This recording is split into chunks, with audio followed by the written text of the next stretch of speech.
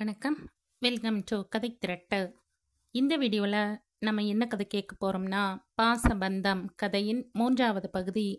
நம்ம சேனலை இது வரைக்கும் சப்ஸ்கிரைப் பண்ணாதவங்க சப்ஸ்கிரைப் பண்ணுங்க. பக்கத்தில் இருக்கிற பெல் ஐகானை கிளிக் பண்ணி ஆல்ங்கிற ஆப்ஷனை ப்ரெஸ் பண்ணுங்க. ஸோ தட் நான் போடுற கதைகளை உடனுக்குடனே நீங்கள் கேட்கலாம். வாங்க கதைக்குள்ளே போகலாம். அடுத்த நாள் தனது மேல் அதிகாரிகளிடம் எப்படியோ பேசி சுரேஷை வேறு டீமிற்கு மாற்ற இருந்தான் ஜெய். இதை அறிந்த சுரேஷ், டே ஏன்டா இந்த அநியாயம் பண்றீங்க என்று கிட்டத்தட்ட அழாத குறையாக முகத்தை வைத்திருந்தான். நேற்று தான் சொன்ன காதலுக்கு ஏதாவது ரியாக்ஷன் இருக்கிறதா என்று ஜெய் ஆராவின் முகத்தையே பார்த்தபடி சுற்றி கொண்டிருக்க, அவளோ அப்படி ஒரு சம்பவமே நடவாதது போல நடமாடிக்கொண்டிருந்தாள். இதில் நடுவராக போனது நமது நித்யாதான். என்னங்கடா நடக்குதுங்க? இவ என்னடானா அம்னீஷியா பேஷண்ட் மாதிரி சுத்தரா, அண்ணன் என்னடானா வீட்டில் மாமியார் காணாம போன மருமக மாதிரி முகத்துல ஸ்மைலோட சுத்தராரு என்று நினைத்தவள் பே என்று திருவிழாவில் காணாமல் போன குழந்தை போல திருவென விழித்து கொண்டிருந்தாள். ஆம், ஆராவிற்கு ஜெய்யின் காதலை மறுக்கவும் முடியவில்லை, உடனே ஏற்றுக்கொள்ளவும் முடியவில்லை. ஆதலால் அது நடக்கும்போது பார்க்கலாம், இப்போதைக்கு நமது வேலையை பார்ப்போம் என்று விட்டுவிட்டாள். அதையே ஜெய்யிடமும் தனிமையில் சொல்லிவிட்டாள். எனக்கு இப்போதைக்கு எதுவுமே சொல்ல தோணல, ஐ நீட் டைம் என்று கேட்க, அவனும் ஷியோர் டேக் யுவர் டைம் ஆரா என்று கூறிவிட்டு ஒதுங்கிக் கொண்டான். அவன் நினைத்திருந்தது தன் மனதில் இருக்கும் காதலை ஆராவிற்கு தெரியப்படுத்த வேண்டும் என்றுதான். அது நடந்துவிட்டது. சுரேஷ் தன் காதலை சொன்ன அடுத்த நொடி இல்லை என்று மறுத்த ஆரா தன்னிடம் அப்படி கூறவில்லை என்பதே நிச்சயம் அவள் தன் காதலை ஏற்றுக்கொள்வாள் என்ற நம்பிக்கையை அவனுக்கு கொடுத்தது. அதனாலே மேற்கொண்டு அவளை தொந்தரவு செய்யவில்லை. இப்படியே நாட்கள் சென்று கொண்டிருக்க, ஒரு நாள் மாலை வேலை முடிந்து தங்களது அபார்ட்மெண்ட்டுக்கு தோழிகள் இருவரும் வர, அதே நேரம் நித்யாவின் அண்ணன் ரகுவும் பதற்றத்துடன் இவர்கள் பிளாட்டிற்கு வந்து சேர்ந்தான். அவன் வந்து சொன்ன பிறகுதான் தெரிந்தது நித்யாவின் பாட்டிக்கு ஹார்ட் அட்டாக் என்று. இருவரையும் உடனடியாக அவன் கிளம்ப சொல்ல, அப்பொழுதுதான் இருவருக்கும் ஞாபகம் வந்தது இன்னும் 3 நாட்களில் ஒரு ப்ராஜெக்ட் முடிக்க வேண்டும் என்று. இப்பொழுதுதான் வேலைக்கு சேர்ந்துள்ளதால் என்ன செய்வது என்று இருவரும் குழம்ப, ஆராவோ நித்யாவை கிளம்ப சொன்னவள் அலுவலகத்தில் தான் எப்படியாவது பேசி சமாளித்துக் கொள்வதாகவும் வேலை முடிந்ததும் தானும் புறப்பட்டு வருவதாகவும் கூற, ரகுவிற்கோ அவளை தனியாக விட்டு செல்ல மனமே இல்லை. உடனே ஆராவின் பெற்றோருக்கு போன் போட, அவர்களோ கட்டளை இடாத குறையாக இவளை கிளம்பி வர சொல்லி அதட்டி கொண்டிருந்தனர். இவள் எவ்வளவோ சொல்லி பார்த்தும் கேட்காதவர்கள். நம்ம ஆட்சிக்கும் இப்படி ஏதாவதுனா இப்படித்தான் வேலை இருக்குன்னு சொல்வியா தானோ என்று சித்ரா கோபமாக கேட்கவும், என்னம்மா நீ ஏன் இப்படியெல்லாம் பேசுற என்று கூறி வருத்தப்பட்டவள், நீ முதல்ல அக்கா கிட்ட போன கொடு என்று சொல்ல, லைனில் வந்த மிருதுளாவிடம் அலுவலக சூழ்நிலையை பற்றி எடுத்து சொல்லி 3 நாளில் தான் வந்து விடுவதாக ஆரா சொல்லவும், அதன் பின் ஒரு வழியாக மிருதுளாவே பெற்றோரிடம் பேசி சம்மதம் வாங்கினாள். பல கண்டிஷன்கள் அடிப்படையில் இறுதியாக நித்யாவை மட்டும் அழைத்து கொண்டு புறப்பட்ட ரகு பக்கத்து வீட்டில் இருந்த தம்பதிகளிடம் ஆராவை பார்த்து கொள்ளும்படி கூறிவிட்டு சென்றான். அடுத்த 3 நாட்கள் எப்படியோ கழிய, அதற்கடுத்த நாள் காலை ஆராவை தொலைபேசியில் அழைத்த சித்ரா அந்த அதிர்ச்சி செய்தியை சொன்னவர். மேலும் இவளது கனவிலும் இடியை இறக்கினார். நித்யா ஊருக்கு சென்ற அன்று ஆராவிடம் பேசினாள்.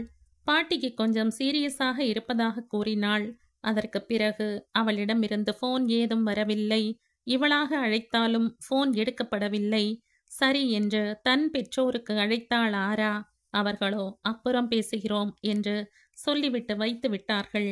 இவளும் வேலையில் பிஸியாக இருந்ததால் அதன் பின் அவர்களை தொடர்பு கொள்ள முடியவில்லை.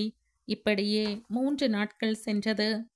ப்ராஜெக்ட் நல்லபடியாக முடிந்தது. நித்யாவின் சார்பாக இவளே அவளின் நிலைமையை ப்ராஜெக்ட் மேனேஜரிடம் எடுத்து சொன்னதோடு, நித்யாவும் எமர்ஜென்சி லீவ் பற்றி மெயில் அனுப்பி வைத்ததால் அலுவலகத்தில் அதற்கு மேல் பெரிதாக கண்டிக்கவில்லை.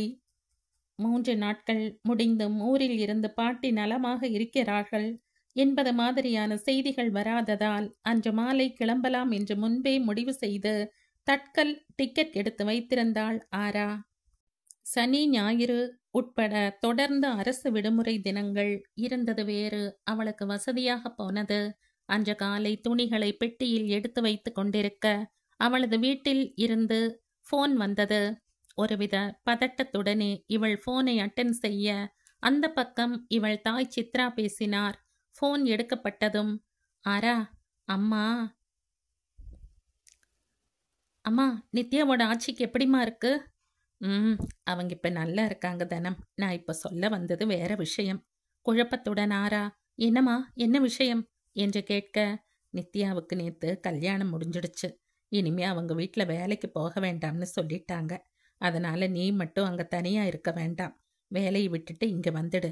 இங்க ஏதாவது வேலை கிடைச்சா பார்க்கலாம் என்று கூற அதிர்ந்துதான் போனாள் அவள். என்னம்மா சொல்றீங்க என்று கேட்க சித்ரா நடந்ததை சுருக்கமாக கூறினார். அதாவது நித்யாவும் ரகுவும் ஊருக்கு போய் சேர்ந்த அடுத்த நாள் அவர்கள் பாட்டிக்கு உடல்நிலை மிகவும் மோசமடைய எல்லோரையும் அழைத்த அவளது பாட்டி தனது கடைசி ஆசையாக நித்யாவின் திருமணத்தை கண் குளிர பார்த்துவிட வேண்டும் என்று கூறினார்.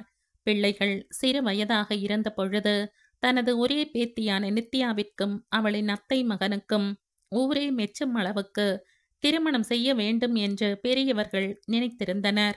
காலம் செல்ல செல்ல பிள்ளைகள் தங்களது படிப்பு வேலை என்று இருந்துவிட அதன் பின் இந்த மாதிரியான பேச்சுக்கள் பேசப்படவில்லை. ஆனால் இன்று தான் இறந்து விடுவோமோ என்று பயந்த நித்யாவின் பாட்டி நித்யாவின் திருமணத்தை தான் உயிரோடு இருப்பதற்குள் பார்த்துவிட வேண்டும் என்று தனது நீண்ட நாள் ஆசையை கூறினார். அவர் மூச்சுக்கே கஷ்டப்பட்டு கொண்டிருக்க வேறு வழியில்லாமல் பெரியவர்கள் அதற்கு சரி என்று சம்மதிக்க பிள்ளைகளின் சம்மதத்தோடு பாட்டியின் முன்பே மருத்துவமனையில் வைத்தே நித்யாவின் திருமணம் நடந்தது. அதன் பிறகு அவருக்கு தீவிர சிகிச்சை ஆரம்பிக்க பேத்தியின் திருமணத்தை பார்த்துவிட்ட பூரிப்பின் காரணமாக மெல்ல மெல்ல அவரின் மூச்சு சீராக மருத்துவர்களின் சிகிச்சையில் அபாய கட்டத்தை தாண்டிவிட்டார். ஆராவின் பெற்றோரும் நித்யாவின் திருமணத்தின் பொழுது அங்கேதான் இருந்தனர். ஏற்கனவே சொல்லி இருந்ததைப் போல மாப்பிள்ளை வீட்டினர் நித்யாவை வேலைக்கு போக வேண்டாம் என்று உறுதியாக சொல்லிவிட்டனர். நடந்த இந்த கலவரத்தில் நித்யாவால் ஆராவிற்கு எந்த தகவலும் அனுப்ப முடியவில்லை. இதையெல்லாம் இப்பொழுது சொல்லி முடித்த சித்ரா, நீங்க 2 பேரும் ஒரே கம்பெனின்றதால உன்னை அங்க போக சம்மதிச்சேன். இப்ப நீ மட்டும் அங்க தனியா இருக்க வேண்டாம். உடனே வேலையை விட்டுட்டு கிளம்பி வா என்ற கட்டளையாக கூறினார். அவர் நித்யாவிற்கு திருமணம் என்றதுமே அதிர்ச்சியில் உறைந்தவள் தன்னை வேலையை விட்டுவிட்டு அங்கே வந்து விடும்படி கூறியதும் திக்கென்று இருந்தது. அவள் வெறும் வேலைக்காகவா இங்கே வந்திருப்பது? வெண்ணெய் திரண்டு வரும்பொழுது பானை உடைந்து விட்டதே என்ற ஒரு பழமொழி சொல்வார்கள். இங்கே வெண்ணெய் திரண்டு வராவிட்டாலும் வெண்ணெய் எங்கே இருக்கிறது என்று கண்டுபிடித்தாகிவிட்டது. இப்பொழுது வந்து அதை பிடுங்கி தூக்கி எறிந்தால் அவள் நினைத்திருந்தது என்ன ஆவது? யோசித்து யோசித்து பார்த்தவளுக்கு என்ன செய்து தன் தாயை சமாளிப்பது என்று யோசனையாக இருந்தது. அதற்குள் சித்ரா, தனோ தனோ லைன்ல இருக்கையா என்று பல முறை அழைத்து விட்டார். அதன் பிறகே தன் யோசனையில் இருந்து வெளிவந்தவள், என்னம்மா என்று கேட்க அவரோ, இவ்வளோ நேரம் நான் சொன்னதே காதல விடலையா? அப்படி என்னதான் யோசனை உனக்கு? ஒழுங்கா இன்னைக்கு சாயந்தரமே அங்கிருந்து கிளம்பிரு. நாளைக்கு காலையில் அப்பா ஸ்டேஷனுக்கு கூப்பிட வந்துருவாரு. இங்க வந்த பிறகு ரகு மூலமா உன்னோட ஆபீஸுக்கு ரெசிக்னேஷன் லெட்டர் எழுதி கொடுத்துருக்கலாம் என்று அவர் பாட்டுக்கு சொல்லி கொண்டே போக எரிச்சல் அடைந்த ஆரா அவரை இடைமறித்து, என்னம்மா நீ அவ்வளோ ஈஸியா வேலையை விட சொல்ற? இந்த வேலை கிடைக்க நான் எவ்வளோ கஷ்டப்பட்டேன் தெரியும்ல? எவ்வளோ பெரிய கம்பெனி, அவன் இங்க வேலை கிடைக்காதான்னு கவலைப்படுறான் என்று இவள் பதிலுக்கு எகிரினாள். அதுக்கு இப்ப என்ன சொல்ல வர நீ? நான் வேலையை விடலம்மா, ப்ளீஸ் புரிஞ்சுக்கோங்க. வாங்குவதானம், ஒழுங்கா மரியாதையா நாங்க சொல்றது கேட்டு நட. சித்ரா போனில் சத்தமாக பேசுவதை பார்த்த அனைவரும் அவர் அருகில் வர தன் கணவரிடம் போனை கொடுத்தவர், இந்தாங்க, அவன் என்னமோ சொல்றா, ஒழுங்கா இங்க வர சொல்லுங்க, ரொம்ப அடம் எந்த விஷயத்துக்கு அடம் பிடிக்கிறதுன்னு அறிவில்ல. பொட்ட பிள்ளைய அப்படி தனியா விட்டுட முடியுமா? அப்படி ஒண்ணு இவ வேலை செஞ்சு இங்க சாப்பாடு சாப்பிட போறதில்ல. இங்க பக்கத்துல வேலை கிடைச்சா போகட்டும், அங்கதான் வேலை செய்யணும்னு ஒன்னும் கட்டாயம் இல்ல என்று புரிந்து கொண்டே அங்கிருந்து நகர்ந்தார். அவர் சொன்னது அனைத்தும் ஆராவின் காதில் விழத்தான் செய்தது. படிச்சவங்களா இருந்துகிட்டு அம்மாவே இப்படி சொல்றாங்களே, இந்த காலத்துல பொண்ணுங்க வெளிநாட்டுக்கே தனியா போய் வேலை செய்யறாங்க, இங்க பக்கத்துல இருக்க ஊருக்கு விட மாட்டேங்கிறாங்க என்று அவர் மீது கோபப்பட்டாள். அவளுக்கு எங்கே புரிய போகிறது பெண்ணை பெற்ற ஒரு அன்னையின் பரிதவிப்பு? பெற்றோருடன் வசிக்கும் சிறு குழந்தையை கூட விட்டு வைக்காத இந்த காலத்தில் பருவ வயதில் இருக்கும் தன் பெண் எங்கோ கண் காணாத இடத்தில் தனியே இருக்கிறேன் என்று சொன்னால் எந்த தாய்தான் ஒத்துக்கொள்வார்?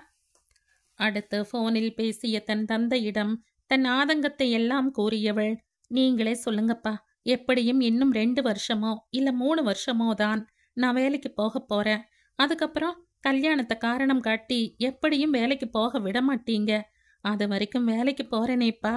இவ்ளோ பெரிய கம்பெனியான்னு அன்னைக்கு நீங்க எவ்வளோ சந்தோஷப்பட்டீங்க. இப்போ இப்படி சட்டுன்னு எல்லாத்தையும் தூக்கி போட்டுட்டு வான்னு சொன்னா எப்படிப்பா? எனக்குன்னு சில கனவுகள் இருக்குல்லப்பா. தயவு செஞ்சு நீங்க அம்மா கிட்ட எடுத்து சொல்லுங்க என்று காலில் விழாத குறையாக கெஞ்சினாள். தனக்கும் கிடைத்திருக்கும் இந்த சந்தர்ப்பத்தை இழக்க அவள் சுத்தமாக விரும்பவில்லை. ஆரா சொன்ன அனைத்தையும் கேட்ட மோகன், சரிம்மா, நீ சொல்றத புரிஞ்சுக்க முடியுது. ஆனா அங்கெப்படி உன்னை தனியா விடுறது? அதையும் நீ யோசிச்சு பார்க்கணும் இல்லடா. அம்மா சொல்றதுலயும் நியாயம் இருக்கலாமா என்று அவர் சொன்னதும் ஆராவிற்குள் கொஞ்சம் நிம்மதி வந்தது.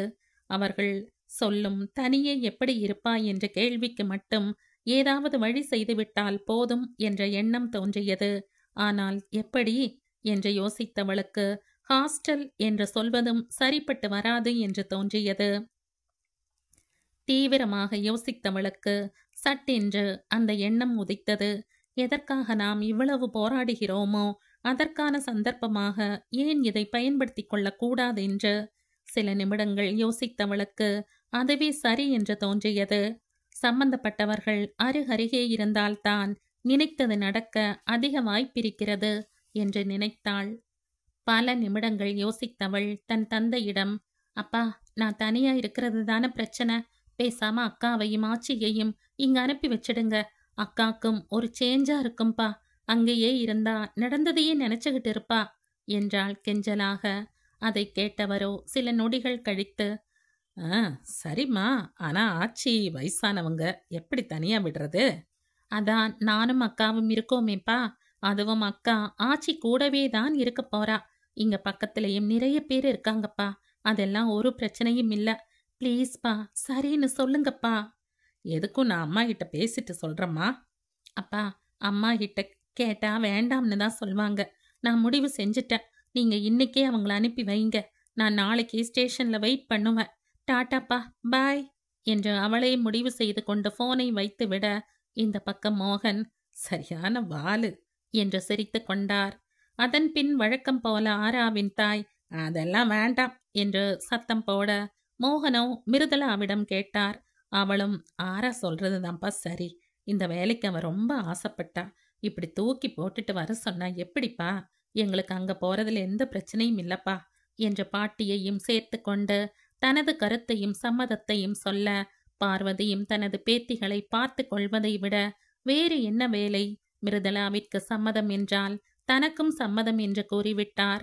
அதன் பின் தன் மனைவியிடம் தனியே பேசிய மோகன் ஆரா மிருதுளாவை பற்றி சொன்னதை எடுத்து சொல்லி புரிய வைக்க எப்படியோ ஒரு வழியாக சித்ராவை சம்மதிக்க வைத்து விட்டார். அதன் பின் ஒரு நாள் கூட இனி ஆராவை தனியே இருக்க விட வேண்டாம் என்பதால் அன்று மாலையே மிருதுளாவும் பார்வதியும் பெங்களூருவுக்கு புறப்பட்டனர். இந்த செய்தியை ஆராவிடம் தெரிவித்துவிட அவளும் அலுவலகத்தில் சொல்லி இருந்த விடுப்பை கேன்சல் செய்தவள் நாளை சனிக்கிழமை வேலைக்கு வந்து விடுவதாக கூறிவிட்டாள். அடுத்த நாள் சீக்கிரம் புறப்பட்டு ஸ்டேஷன் சென்று அக்காவையும் பாட்டியையும் அழைத்து கொண்டு வீட்டில் விட்டுவிட்டு அலுவலகம் செல்லலாம் என்று முடிவு செய்து கொண்டாள். ஆனால் வரும் வழியில் சிறு பழுது ஏற்பட்டதால் ரயில் வர சில மணி நேரங்கள் தாமதமாகும் என்ற செய்தி ஆராவிற்கு தெரிய வந்தது. அலுவலகம் செல்ல வேண்டியுள்ளதால் என்ன செய்ய என்று யோசித்தவள் வேறு வழி இல்லாமல் கௌதமிடம் கேட்டு பார்க்கலாம் என்று அவன் வீட்டிற்கு சென்றாள். சனிக்கிழமைகளில் அவனுக்கு விடுமுறை என்பது ஆராவிற்கு தெரியும். என்ன விஷயம் ஆராதனா என்று கேட்டவனிடம் விவரத்தை சொன்னவள், நீங்க கொஞ்சம் போய் கூட்டிட்டு வர முடியுமா கௌதம் சார்? அவங்க பெங்களூருக்கு புதுசு, அதோட பாட்டி வேற வராங்க. ப்ளீஸ் சார், கொஞ்சம் ஹெல்ப் பண்ண முடியுமா என்று தனது நிலைமையை எடுத்து கூறி கேட்கவும், சரி ஆராதனா, நான் போய் கூட்டிட்டு வரேன், யூ டோன்ட் வரி என்றான் தன்மையாக. Thank you so much sir. அப்புறம் தேஜா பாப்பாவை நேத்து ஃபுல்லா பார்க்க முடியல, என்ன ஆச்சு சார்? அவளா, அவ அத்தை கூட ஊருக்கு போயிருக்கா. ஓ, உங்களுக்கு தங்கச்சி இருக்காங்களா? சொந்த தங்கச்சி இல்ல, சித்தப்பா பொண்ணு. நீங்க இல்லாம தனியா இருந்துப்பாளா குட்டி பாப்பா? அவ அத்தைனா எத்தனை நாளும் இருந்துப்பா என்று கூறி சிரிக்க அவனுடன் சிரித்தவள் அடுத்து வருபவர்களை பற்றிய விவரங்களை அவனிடம் சொல்லிவிட்டு விடை பெற்று சென்றாள். பஸ்ஸில் சென்று கொண்டிருக்கும் போதே அக்காவிற்கு போன் செய்தவள் கௌதம் அழைக்க வரும் விவரத்தை கூறிவிட்டு வைத்தாள். தற்செயலாக இந்த சம்பவம் நடந்தாலும் இருவரும் முதல் முறை சந்திக்கப் போவதை நினைத்து உள்ளுக்குள் சின்ன சந்தோஷம் ஆராவிற்கு. அந்த மகிழ்ச்சியிலேயே அலுவலகம் போய் சேர்ந்தாள். காரை எடுத்துக்கொண்டு ரயில் நிலையம் சென்ற கௌதம் வண்டியை பார்க் செய்துவிட்டு உள்ளே சென்றான். ஆரா சொன்ன அடையாளத்தின்படி பச்சை நிற சுடிதார் அணிந்த பெண்ணையும் வயதான பாட்டியையும் தேடிக்கொண்டிருந்தான். தூரத்தில் ஆரா சொன்ன அடையாளங்கள் படி ஒரு இளம் பெண்ணும் வயதான பெண்மணியும் பெட்டிகளுடன் இறங்கி வந்தனர். பார்த்ததுமே மிருதுளாவின் அமைதியான முகம் அவனுக்குள் ஏதோ சொல்ல முடியாத ஒரு உணர்வை ஏற்படுத்தியது. இவங்க முகம் ஏன் இவ்வளோ அமைதியா இருக்கு, ரொம்ப சாஃப்ட் டைப் போல என்று மனதுக்குள் நினைத்தவன் அவர்கள் அருகில் சென்றான். அதே நேரம் பெட்டிகளை எடுத்துக்கொண்டு ரயிலை விட்டு இறங்கிய மிருதுளாவும் பார்வதியும் தங்களை யாராவது தேடுகிறார்களா என்று பார்த்து கொண்டிருக்க கௌதம் அவர்கள் அருகில் சென்று, நீங்க மிருதுளாவா, ஆராதனாவோட அக்கா என்று சந்தேகத்துடன் கேட்க அவள், ஆமாம் சார், நீங்க என்று பதில் அளிக்க, நான் கௌதம், ஆராதனாவோட ஆப்போசிட் ஃப்ளாட் என்று அவன் சொன்னதும், இப்பதான் ஆறு ஃபோன்ல சொன்னா, தேங்க்ஸ் சார், இவ்வளோ தூரம் வந்ததுக்கு என்றாள் நன்றியுடன். பரவாயில்லங்க, இதில் என்ன இருக்கு என்றவன் அவர்களிடம் பெட்டியை வாங்க கை நீட்ட, பரவாயில்ல சார், நாங்க எடுத்துட்டு வரோம், உங்களுக்கு எதுக்கு சிரமம் என்றாள் பவ்யமாக. இருக்கட்டும்ங்க, பெட்டி ஹெவியா இருக்கு, பாட்டி எப்படி தூக்கிட்டு வருவாங்க, இப்படி கொடுங்க என்று கூறியவன் அவர்களின் பெட்டியை வாங்கி கொண்டான். அதன் பின் வெளியே பார்க்கிங் வந்ததும் காரில் அனைத்தையும் வைத்துவிட்டு அவர்களை அழைத்து கொண்டு அப்பார்ட்மெண்ட் வந்து சேர்ந்தான். தங்கள் தளத்திற்கு வந்ததும் பெட்டிகளை அவர்கள் வீட்டின் முன் வைத்துவிட்டு தனது வீட்டிற்கு சென்ற கௌதம் ஆரா கொடுத்துவிட்டு சென்றிருந்த சாவியை எடுத்து வந்து கொடுத்தான். மீண்டும் தன் நன்றிகளை கூறிவிட்டு சாவியை வாங்கி கொண்டாள் மிருதுளா. வீட்டை திறந்து உள்ளே எல்லாவற்றையும் எடுத்து வைத்துவிட்டு சிறிது நேரம் ரெஸ்ட் எடுத்துவிட்டு பார்க்க மணி 12 கடந்திருந்தது. அன்றைய தினம் பொன்னம்மா விடுமுறை என்பதால் வீட்டில் சாப்பிட எதுவும் இல்லை. சரி, மதிய சமையல் செய்யலாம் என்று நினைத்தவள் ஃப்ரிட்ஜில் பார்க்க காய்கறிகள் ஒன்றும் இல்லை, மளிகை சாமான்களும் கொஞ்சமே இருந்தது.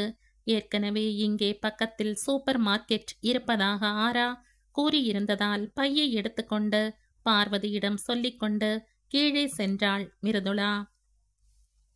ஆரா அந்த அப்பார்ட்மெண்ட்டிற்கு குடி வருவதற்கு சில மாதங்களுக்கு முன்பு கடையில் எப்பொழுது சென்றாலும் மளிகை சாமான் இல்லை என்ற புகார் வந்து கொண்டே இருந்ததால் அப்பார்ட்மெண்ட் உரிமையாளர் என்னவென்று பார்க்க பக்கத்து தெருக்களில் வசிப்பவர்களும் இங்கே வந்து சாமான் வாங்கி செல்வது தெரிந்தது. ஆதலால் இனி வரும் காலங்களில் அப்பார்ட்மெண்ட்டில் குடியிருப்பவர்களுக்கு மட்டும்தான் மளிகை சாமான்கள் கொடுக்க வேண்டும் என்று அந்த கடைக்காரருக்கு உத்தரவிட்ட உரிமையாளர் அதற்காக அனைத்து வீடுகளுக்கும் அடையாள அட்டை போன்ற ஒன்றையும் ஏற்பாடு செய்தார். அதன்படி அந்த கார்டு உள்ளவர்கள் மட்டும்தான் கடையில் பொருட்கள் வாங்க முடியும். இது தெரியாமல் கடைக்கு சென்ற மிருதுளாவை அங்கிருந்த ஊழியருக்கு அடையாளம் தெரியாமல் போக கொடுக்கப்பட்டிருக்கும் அடையாள அட்டையை அவர்கள் கேட்க இவளுக்கோ என்ன செய்வது என்று தெரியவில்லை. உடனே ஆராவிற்கு போன் போட அவளோ அப்பொழுதுதான் கார்டை தன் பர்சில் மறந்து போய் எடுத்து வந்து விட்டதாக சொன்னவள் அவளே நேரடியாக கடை ஊழியரிடம் பேச அவரோ கார்டை ஸ்கேன் செய்யாமல் பொருட்கள் கொடுத்தால் உரிமையாளர் தங்களது கான்ட்ராக்டை கேன்சல் செய்து விடுவார் என்று சொல்ல வெளியே வருவதைத் தவிர வேறு வழி இல்லை மிருதுளாவிற்கு. வெளியே வந்தவள் படிகளில் ஏறப்போக அப்பொழுது எதிரில் கௌதம் வெளியே போக இறங்கி வந்து கொண்டிருந்தான். இவள் கையில் வெறும் பையுடன் வருவதை பார்த்தவன் என்ன விபரம் என்று கேட்க நடந்ததை சுருக்கமாக கூறினாள். அன்று பொன்னம்மா வரவில்லை என்பதால் ஊரில் இருந்து வந்தவர்கள் சமைத்து சாப்பிட நினைத்து பொருள் வாங்க சென்றிருப்பார்கள் என்று நினைத்தவன், சரி வாங்க என்னோட கார்டில் வாங்கிக்கலாம் என்று இவளை அழைக்க, இல்ல பரவாயில்லங்க, ஈவினிங் 6 வந்ததும் வாங்கிக்கிறோம் என்று வெளியே கிளம்பிக் கொண்டிருக்கும் அவனை தொந்தரவு செய்ய வேண்டாம் என்று நினைத்து இவள் சொல்ல அவனோ இவளை கட்டாயப்படுத்தி அழைத்து சென்றான். கடைக்குள் சென்றதும் ஊழியரிடம் விபரத்தை கூறிவிட்டு மிருதுளாவை சென்று பொருட்கள் வாங்க சொல்லிவிட்டு இவனும் குழந்தைக்கு சில உணவுப் பொருட்களை வாங்கி கொண்டவன் அவள் வந்ததும் தனது கார்டை கொடுக்க அதற்கான பில் தொகையை இவள் கட்டினாள். அதன் பின் பொருட்களை எடுத்துக்கொண்டு வெளியே வந்ததும் கௌதமிடம் நன்றியை தெரிவித்துக் கொண்டு மிருதுளா விடை பெற்றாள். இவனும் தனது வண்டியை எடுக்க சென்றான். இனி தாங்கள் இருவரும் தேஜஸ்வினி என்ற ஒரே பாதையில்தான் பயணிக்கப் போகிறோம் என்ற உண்மை தெரியாமல் இருவரும் தங்கள் திசைகளில் சென்றனர். பொருட்களை வாங்கிக் கொண்டு வீடு வந்து சேர்ந்த மிருதுளா தன் தங்கையிடம் நடந்ததை கூறினாள். அவரை பார்த்தா ரொம்ப நல்லவர் மாதிரி தெரியுதோ அம்மோ என்றாள் கௌதமை குறிப்பிட்டு. அதை ஆமோதித்த ஆரா, ஆமாக்கா, அங்க யாருக்காவது ஏதாவது உதவி தேவைன்னா முதல் ஆளா செய்வாரு, எனக்குமே நிறைய ஹெல்ப் செஞ்சிருக்காரு என்றாள் பதிலுக்கு. அதன் பின் மேலும் சில நிமிடங்கள் பேசிய ஆரா கதவை தாழ் போட்டுக்கொண்டு பத்திரமாக இருக்கும்படி கூறிவிட்டு வைத்தாள். அடுத்த நாள் ஞாயிற்றுக்கிழமை வழக்கம் போல வேலைக்கு வந்த பொன்னம்மா வீட்டில் புதிதாக ஆட்கள் இருப்பதை பார்த்து கேட்க அவர்களை அறிமுகம் செய்த ஆரா இனி சமையல் தவிர மற்ற வேலைகள் மட்டும் பார்க்கும்படி அவரிடம் கூறினாள். அவரும் சரி என சம்மதித்தவர் பாத்திரங்களை கழுவி வைத்துவிட்டு சென்றார். காலை உணவை முடித்துக்கொண்டு சில மணி நேரம் கழித்து சகோதரிகள் இருவரும் நித்யாவின் அறையில் அவள் விட்டு சென்றிருந்த அவளுடைய பொருட்களை எல்லாம் பேக் செய்து பரண்மேல் போட்டனர். அவள் இங்கு வர நேர்ந்தால் அவளிடமோ இல்லை ரகுவிடமோ கொடுத்து விடலாம் என்று நினைத்திருந்தனர். ஒருவர் படுக்கக்கூடிய கட்டில்தான் அங்கு இருந்ததால் வீட்டிற்கு சில பொருட்கள் வாங்க ஷாப்பிங் சென்றனர். பார்வதி மட்டும் வீட்டில் இருந்தார். ஷாப்பிங் சென்றவர்கள் டபுள் பெட், கட்டில், மெத்தை, தலகாணி, போர்வை என்று படுக்கை அறைக்கு தேவையான சில பொருட்களையும் சமையல் செய்வதற்கு தேவையான சில பொருட்களுக்கும் ஆர்டர் கொடுத்துவிட்டு அந்த மாலில் இருந்த உணவகத்திற்கு ஸ்நாக்ஸ் சாப்பிட சென்றனர். ஆர்டர் கொடுத்துவிட்டு இருவரும் ஒரு ஓரமாக அமர்ந்து கொண்டனர். ஆரா அவளின் மொபைலில் மூழ்கிவிட மிருதுளா சுற்றுமுற்றும் தன் பார்வையை சுழல விட்டாள். அப்பொழுது சற்று தள்ளி இருந்த டேபிளில் உட்கார்ந்திருந்தவனை பார்த்தவள் தான் காண்பது உண்மையா பொய்யா என்று நம்ப முடியாமல் மீண்டும் கூர்ந்து பார்க்க அவனேதான் என்று தெரிந்து கொண்டவளின் கண்கள் அவளையும் அறியாமல் கலங்கத் தொடங்கியது. அன்றைய தினம் ஃபைலை தனது முகத்தில் விசிறி அடித்துவிட்டு அவன் பேசிய வார்த்தைகள் இன்று மீண்டும் இவள் காதுகளில் ஒலித்தது. ச, நீ எல்லாம் ஒரு பொண்ணா? உன்னால எல்லா பொண்ணுங்களுக்கும் கெட்ட பேரு என்று கூறியவனின் பார்வையில் அவ்வளவு அருவருப்பு. அந்த வார்த்தைகளை தற்பொழுது நினைத்து பார்த்தவளுக்கு அன்றைய தினம் போல இன்றும் அதிர்ச்சியிலும் பயத்திலும் அவமானத்திலும் கைகள் நடுங்க ஆரம்பிக்க மயக்கம் வருவது போல இருந்தது. தலையை அப்படியே குனிந்து கொண்டாள். இருந்தும் அவளையும் மீறி சில கண்ணீர் துளிகள் டேபிளில் விழ லேசாக விசும்பல் சத்தம் அவளிடம். அந்த சத்தத்தில் நிமிர்ந்த ஆரா பக்கத்தில் இருந்த அக்காவை பார்க்க அவள் அழுகையை கட்டுப்படுத்த முயற்சிப்பது தெரிந்தது. அதை பார்த்து பதறியவள், அக்கா என்னாச்சுக்கா, ஏன் அழற என்று கேட்க அவளின் விசும்பல் அதிகமானது. அதில் மேலும் கலக்கமடைந்த ஆரா, அக்கா ப்ளீஸ் அழாத, என்ன ஆச்சுன்னு சொல்லுக்கா என்றவள் அவளின் முதுகை மெதுவாக தடவி கொடுக்க மெல்ல மெல்ல மிருதுளாவின் அழுகை குறைந்தது. அதன் பின் மிருதுளாவிடம் என்ன விஷயம் என்று ஆரா கேட்க இவள் நிமிர்ந்து அந்த டேபிளை பார்க்க அவள் பார்த்த நபர் தற்பொழுது அங்கு இல்லை. அங்கும் இங்கும் பார்த்தவளின் கண்களில் பில் கவுண்டரில் அவன் நிற்பது தெரிந்தது. மிருதுளா நிமிர்ந்து யாரையோ தேடுவதை பார்த்ததும் ஆராவும் சுற்றிலும் பார்வையை ஓட்ட அவன் நிற்பதை பார்த்து விட்டாள். அதிர்வுடன் திரும்பி மிருதுளாவை பார்க்க அவளின் கண்களில் கலவையான உணர்வுகள். அக்கா என்று ஆதரவாக அவளின் தோள்களை தொட, இங்கிருந்து போகலாம் அம்மோ ப்ளீஸ் என்று கெஞ்சியவளின் குரல் அப்படியே அவமானத்தில் சிரித்திருந்தது. தன் சகோதரியின் நிலைமையை பார்த்து கோபமுற்ற ஆரா, நீ ஏங்கா இப்படி இருக்க? தப்பு அவங்க மேல. நீ இந்த மாதிரி உன்னையே என்று ஏதோ சொல்ல போனவள் பேச்சை மாற்றி, நீ இங்கேயே இருக்கா, நான் போய் அவர்கிட்ட நாக்கு புடுங்கிக்கிற மாதிரி 4 வார்த்தை கேட்டுட்டு வரேன் என்று வேகமாக எழப்போனவளின் கைகளை இழுத்து பிடித்த மிருதுளா, ப்ளீஸ் அம்மு, நாம போகலாம்.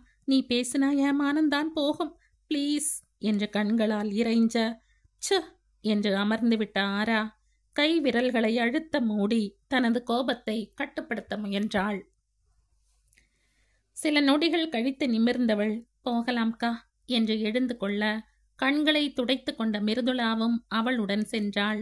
இவர்கள் வருவதற்குள் அவன் சென்றிருந்தான். கவுண்டரில் ஆர்டரை கேன்சல் செய்துவிட்டு ஆட்டோ பிடித்து வீடு வந்து சேர்ந்தனர். வீடு வந்ததும் மிருதுளா அறைக்குள் சென்று முடங்கிக் கொள்ள அவளின் முகத்தை பார்த்து பதறிய பார்வதி, என்ன கண்ணு, அக்கா முகம் ஏன் வாடிப்போய் மாதிரி இருக்கு என்று கேட்க, ஒண்ணுமில்லாச்சி, அக்காக்கு தலைவலி என்று ஆரா பதிலளிக்க அதில் கொஞ்சம் அமைதியானவர், ரொம்ப வலியா கண்ணு, நான் வேணா கஷாயம் செஞ்சு கொண்டு வரவா என்று கேட்க, இல்லாச்சி, தூங்கி எழுந்தா சரியாயிடும் என்று பதிலளித்தவள், வாசனை தூக்கலா இருக்கு, என்ன சமையலாச்சி என்ற பேச்சை மாற்றினாள். அறைக்குள் வந்த மிருதுளாவிற்கு சில வருடங்களாக தனது வாழ்வில் நடந்தவை எல்லாம் நினைவு வர, கூடவே தனது தலையில் இடியை இறக்கிய அன்றைய நாளும் ஞாபகம் வந்தது. அவன் பேசிய வார்த்தைகளின் கோர்மை இன்றும் அவளை தாக்க அப்படியே கூனி குறுகி சுருண்டு கட்டிலில் படுத்துக்கொண்டாள். கண்களை நீரை சுரந்து கொண்டிருந்தது. எப்படி எப்படி என்னை பார்த்து அவரால் அப்படி பேச முடிஞ்சது என்று நினைக்க நினைக்க வேதனை அதிகரிக்க வாய் விட்டு அழ வேண்டும் போல இருந்தது. ஆனால் பார்வதிக்கு தெரிந்தால் தன்னை நினைத்து புலம்ப ஆரம்பித்து விடுவார் என்பதால் வாய் பொத்தி சத்தத்தை குறைக்க முயற்சி செய்தாள். அன்றைய தினம்தான் அவனை கடைசியாய் பார்த்தது. அதன் பிறகு அவன் எங்கோ வெளியூருக்கு வேலைக்கு சென்று விட்டதாக செய்தி கேள்விப்பட்டாள். அவ்வளவே. அதற்கடுத்து இன்றுதான் மீண்டும் பார்க்கிறாள். இங்கே இவள் அழுதழுது ஓய்ந்து போய் கிடக்க சில மணி நேரங்கள் கழித்து ஆரா வந்து இவளை சாப்பிட அழைத்தாள். அப்பொழுதும் தன் அக்காவிற்கு பல அறிவுரைகளை வழங்கினாள். தங்கையின் பேச்சில் தெளிந்தவள் குளியலறை சென்று தனது முகத்தை கழுவிவிட்டு சாப்பிட வந்தாள். பேத்தியின் முகம் வீங்கி இருப்பதை பார்த்ததுமே ஏதோ சரியில்லை என்று நினைத்த பார்வதி, என்ன விஷயம் என்று கேட்க, ஒண்ணுமில்ல ஆச்சி, உடம்பு கணகணன்னு இருக்கு, ஜுரம் வர மாதிரி இருக்கு, இங்க இருக்கிற தண்ணி ஒத்துக்கல போல என்றாள். மிருதுளா உண்மையை மறைத்து இதற்கே பதறிப்போனவர் உடனடியாக கஷாயம் செய்து அவள் சாப்பிட்டதும் குடிக்க வைத்த பின்பு தைலம் தேய்த்துவிட்டு அவளை ஓய்வு எடுக்க வைத்த பின்பே அமைதியானார். அதன் பின் தானும் உறங்க சென்றார் பார்வதி. அடுத்த நாளில் ஆராவிற்கு அலுவலகம் ஆரம்பித்துவிட பரபரப்பாக சென்றது அந்த வாரம்.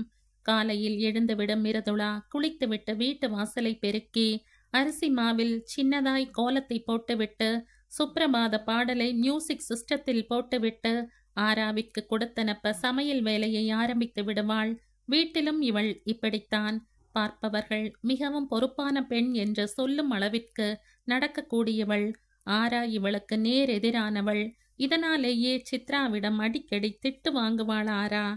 அன்றும் அப்படித்தான். வழக்கம் போல காலையில் எழுந்து கொண்ட கௌதமின் தந்தை சேகர் கதவை திறந்து பால் பாக்கெட்டை எடுக்கப் போக எதிர் வீட்டில் இருந்து வந்த சுப்ரபாத பாடலில் லயித்து நின்றிருந்தவரின் கண்களில் வழக்கத்திற்கு மாறாக எதிர் வீட்டு வாசலில் கோலம் போடப்பட்டிருக்கவும் ஆச்சரியம். அதைவிட புதிதாக யாரேனும் குடி வந்திருக்கிறார்களா என்ற கேள்வி. அப்பொழுது அங்கே வந்த பொன்னம்மாவிடம் தன் சந்தேகத்தை அவர் கேட்க, அவரோ, இல்ல சார், நம்ம ஆராதனா பொண்ணோட அக்காவும் பாட்டியும் வந்திருக்காங்க. அந்த பொண்ணு தான் இதெல்லாம் செஞ்சது. சும்மா சொல்லக்கூடாது சார், ரொம்ப பொறுப்பான பொண்ணு. காலையிலேயே குளிச்சு முடிச்சு பார்க்கவே மங்களகரமா இருக்கு. வீட்டையும் சுத்தமா வச்சிருக்கு என்று சொல்லிவிட்டு போக இவருக்கு இறந்து போன தனது மருமகளின் ஞாபகம் வந்தது. அவளும் இப்படித்தான் குடும்பத்தை பொறுப்புடன் பார்த்து கொண்டாள். மருமகள் வந்து காஃபி கொடுக்காமல் இவருக்கு அந்த நாளே விடியாது. பெண் இல்லாத இந்த வீட்டில் அனைவருக்கும் தாயாக இருந்தவள். தற்பொழுது அவளின் நினைவில் கலங்கிய கண்களை துடைத்து கொண்டவர் குளிக்க சென்றார். இவருக்கு இப்படி என்றால் கௌதமிற்கு சொல்லவே வேண்டாம். தினமும் எதிர் வீட்டில் இருந்து கேட்கும் பாடல் அவனுக்கு யாழினியை நினைவூட்டியது. ஆம், அதுதான் அவன் மனைவியின் பெயர். காதலித்து திருமணம் செய்தவன். அலுவலகத்தில் உடன் பணிபுரிந்தவள். அவளின் அமைதிதான் முதலில் இவனை மிகவும் கவர்ந்தது. யாருடனும் அதிகம் நெருக்கம் காட்ட மாட்டாள். அனாவசியமான பேச்சு கிடையாது. தான் உண்டு, தன் வேலை உண்டு என்று இருப்பவள். அதே நேரம் வேலையிலும் குறை சொல்ல முடியாது. கொடுக்கப்பட்ட வேலையை சரியாக செய்து முடித்து விடுவாள். இந்த குணம்தான் கௌதமை அவளை காதலிக்க வைத்தது. திருமணத்திலும் முடிந்தது. தினம் தினம் தன் அறைக்குள் நுழையும் போதெல்லாம் யாழினியுடன் கழித்த நிமிடங்கள்தான் கௌதமிற்கு ஞாபகம் வரும். இருவரும் அலுவலகத்திற்கு கிளம்பும் நேரம் யாழினியை இவன் சீண்டிக் கொண்டே இருப்பான்.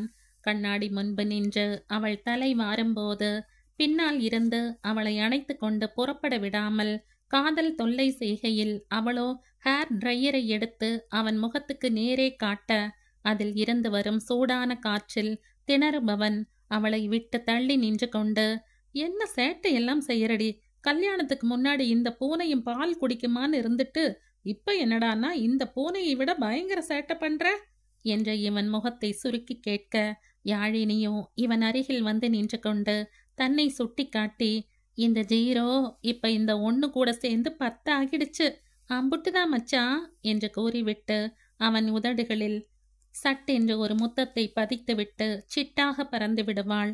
சரியான வாலு என்று கூறிக்கொண்டே இவன் கண்ணாடியை பார்க்க அப்பொழுதுதான் தெரியும் லிப்ஸ்டிக்கை வைத்து அவள் இவனின் சட்டையில் கிறுக்கி வைத்திருப்பது.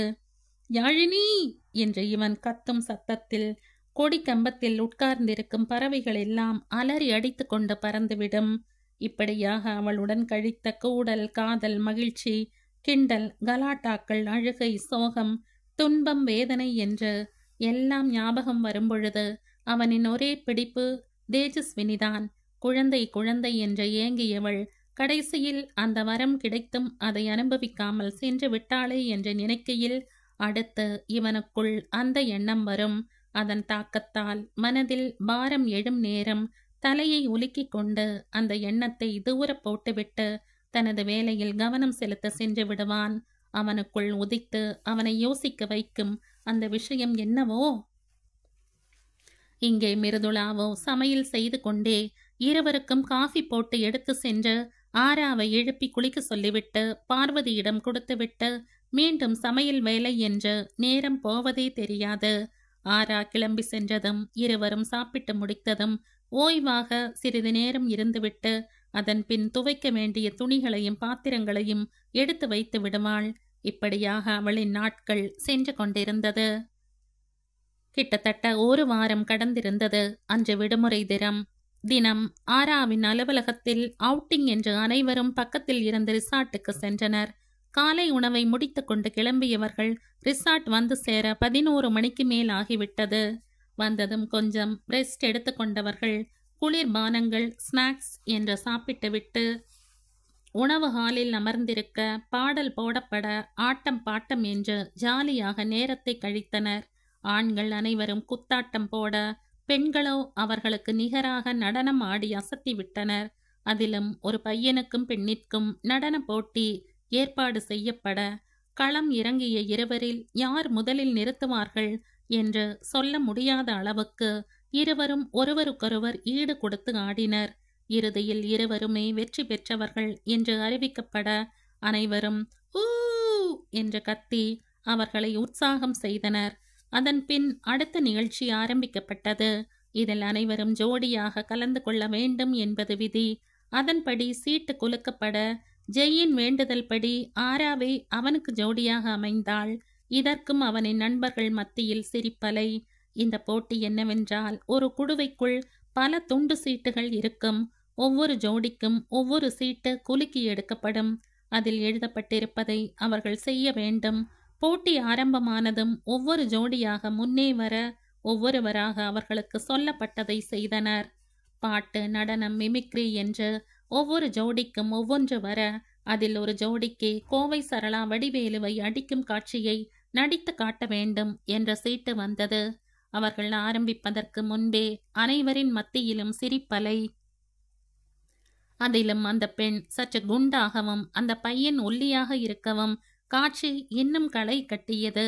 ஒரு காட்சியில் கோவை சரளா வடிவேலுவை ரூமிற்குள் தலையணையால் அடித்து லுங்கியை பிடித்து இழுத்து தரையில் போட்டு அவர் மேல் ஏறி அடிப்பது போல் வரும் காட்சியை அனைவரும் நடிக்க சொல்ல அந்த ஜோடியும் சரி என்று சம்மதித்தனர். பாவம், அந்த பையனுக்கு தான் ஏதோ மிருக காட்சி பூங்காவிற்குள் நுழைவது போல முகத்தில் அப்படி ஒரு பீதி. அவனின் மேல் முன் விரோதமோ இல்லை உள்ளுக்குள் அப்படி ஒரு எண்ணத்தை அந்த பெண் வைத்திருந்தாளோ என்னவோ காட்சி அவ்வளவு தத்ரூபமாக இருந்தது. அவனை அடித்து பெல்ட்டை பிடித்து இழுத்து தலைமுடியை பிடித்து ஆட்டி என்று போர்க்களத்தில் சண்டையிடுவது போல அந்த பெண் நடித்து கொண்டிருக்க அந்த இடமே போர்க்களம் போல ஆனது. அதிலும் அந்த பெண் அவனின் பெல்ட்டை பிடித்து சுழட்டும் போது பேண்ட் கழன்று கொள்ளாமல் இருக்க அதை இறுக பிடித்து கொண்டு அவன் பட்ட பாடு அவனுக்குத்தான் தெரியும். காட்சி முடிகையில் மெஷினில் மாட்டிய கரும்பு போல தலைமுடி எல்லாம் நட்டுக்கொண்டு கண்ணாடி ஒரு பக்கம் உடைந்த நிலையில் நடந்து வந்தவன் தன் நண்பர்களை பார்த்து, நீங்கள்லாம் நல்லா வருவீங்கடா, நல்லா வருவீங்க என்று உதடு ஒரு பக்கம் கோணிக்கொண்டு சொல்ல, அவர்களோ, மச்சி இதெல்லாம் உனக்கு ஒரு பிராக்டிஸ் மாதிரிடா, நாளைக்கு கல்யாணமாகி வரப்போற பொண்டாட்டிக்கிட்ட அடி வாங்க வேண்டாமா, அதுக்குத்தான் இது என்று கூறி தங்களுக்குள் ஹைஃபை கொடுத்து கொள்ள, அடே என்று அவர்களை இவன் அடிக்க கை ஓங்க அடுத்த நொடி அம்மா என்று வலியில் அலறினான். எங்கே கையை தூக்க அவள்தான் இவன் உடம்பில் இருக்கும் நட்டு போல்ட்டு எல்லாவற்றையும் நடிப்பு என்ற போர்வையில் கழட்டி இருந்தாளே. இப்படியாக ஒவ்வொரு ஜோடியாக செய்து முடிக்க இறுதியில் ஆரா ஜெய் இருவரின் முறை வந்தது.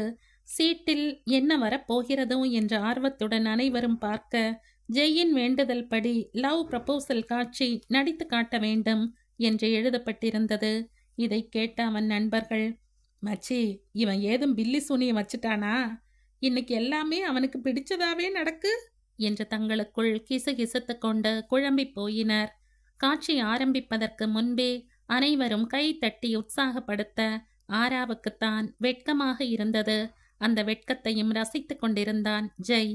மெல்ல சென்று பக்கத்தில் வைக்கப்பட்டிருந்த அலங்கார ஃப்ளவர் வாஷில் இருந்து பிளாஸ்டிக் ரோஸ் ஒன்றை எடுத்து வந்தவன் கண்களில் காதலுடனும் உதட்டில் புன்னகையுடனும் ஆரா அருகில் வந்து ஒற்றை காலில் மண்டியிட்டவன், முதல் முறை உன்னை பார்த்த பொழுது ஏனோ என் மனதில் புயல் காற்று.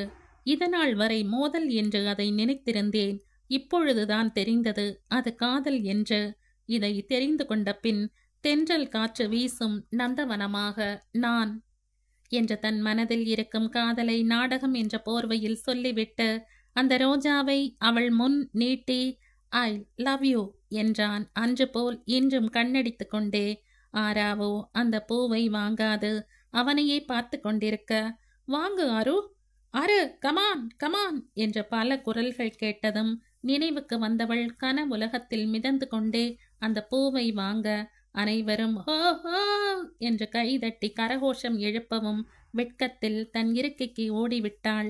ஜெய்யோ செல்லும் ஆராவையே பார்த்து கொண்டு சிரிப்புடன் தனது பின்னந்தலையை அழுந்த கோதினான்.